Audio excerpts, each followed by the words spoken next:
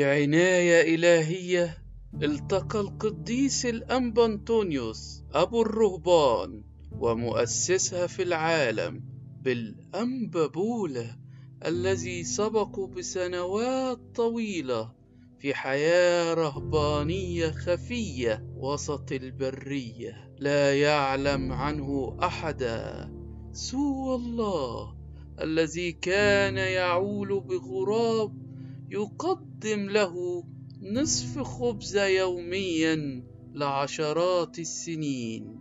يشتم الله صلواته وتسابيحه رائحة سرور، فدعاه حبيبي بولا. فما هي قصة أول السواح؟ ولد القديس الأنبا بولا أول السواح في مدينة الإسكندرية حوالي عام 228، ولما توفى والده ترك له ولأخيه الأكبر بطرس ثروة طائلة، فأراد بطرس أن يأخذ النصيب الأكبر من الميراث، ومن هنا اشتد الجدل على من يستحق النصيب الأكبر من الميراث. فأراد القديس الأنبا بولا أن يتوجه إلى القضاء، وفي طريقه إلى المحكمة رأى جنازة لأحد عظماء المدينة الأغنياء، فسأل نفسه إن كان هذا الغني قد أخذ معه شيئا من أمور هذه الحياة فإن هذا العالم كله فاني، وإن هذه الحياة زمنية ووقتية. ومن هنا التهب قلبه بالميراث الأبدي، لذلك رجع عن طريقه وخرج من المدينة تاركا هذا العالم الفاني، ودخل في قبر مهجور يقضي به 3 أيام بلياليها طالبا الإرشاد الإلهي. ظهر له ملاك يرشده إلى البرية الشرقية، حيث أقام هناك بالقرب من البحر الأحمر.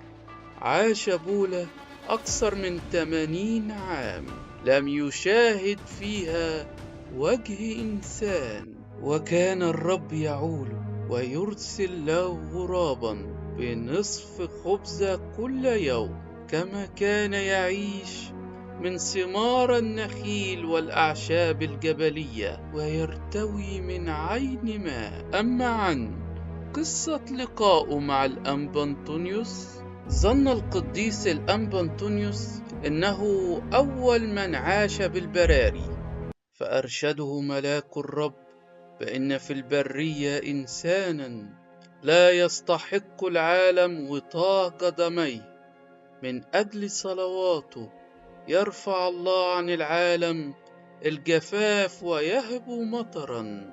وبعد ذلك انطلق الأنبا أنطونيوس بإرشاد الله نحو مغارة القديس الأنبا بولا، حيث التقيا معا. وعند غروب الشمس جاء الغراب يحمل خبز كاملة، فقال الأنبا بولا للقديس الأنبا أنطونيوس: الآن علمت أنك رجل الله، حيث لي أكثر من 80 عاما يأتيني الغراب بنصف خبزة، أما الآن فقد أتى بخبزة كاملة، وهكذا فقد أرسل الله لك طعامك أيضا. وابتهجوا جميعا.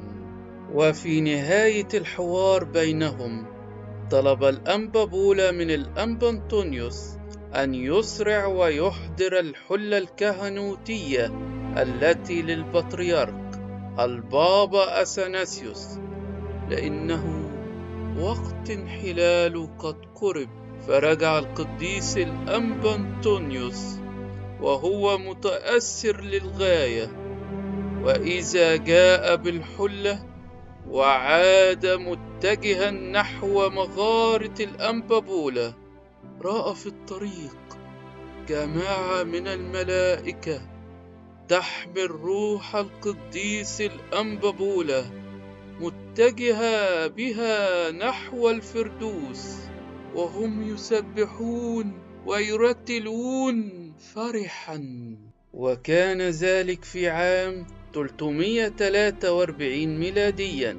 كم تحول الموضع الذي يعيش فيه القديس الأنبا بولا إلى دير يسكنه ملائكة أرضيون يكرسون كل حياتهم لحياة التسبيح المفرحة بالرب.